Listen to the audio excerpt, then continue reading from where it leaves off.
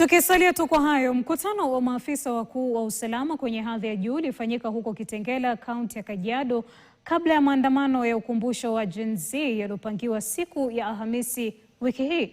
Mkutano huo ulihudhuriwa na wadau mbalimbali wakiwemo jamii ya wanabiashara wa Kitengela na wahudumu wa bodaboda. Ulijadili jinsi ya kukabiliana na majambazi na kuwazuia kupora biashara katika mji huo.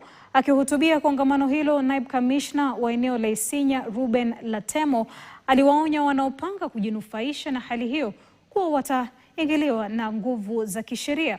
Mkutano huo pia ulihudhuriwa na mkurugenzi wa upelelezi wa makosa ya jinai, machifu na maafisa wa serikali wa kaunti ya Kajiado, wakitoa wasiwasi kuhusu usalama na madai ya kupenya kwa maandamano ya hivi majuzi. Na zingine zimefunikwa number plates ambayo huwezi identify pikipiki. So hizo pikipiki sio za Kitengela. Huwa zinakuja kutoka nje na zingine zinatoka zaidi ya Mlolongo, zingine zinatoka hata Ngong, wanakuja kuandamana hapa Kitengela. Hii mambo ya kujifanya ati ni maandamano na watu wanaanza kuibia watu vitu yao, hiyo saa hii tumeiweka na tumefanya mpango.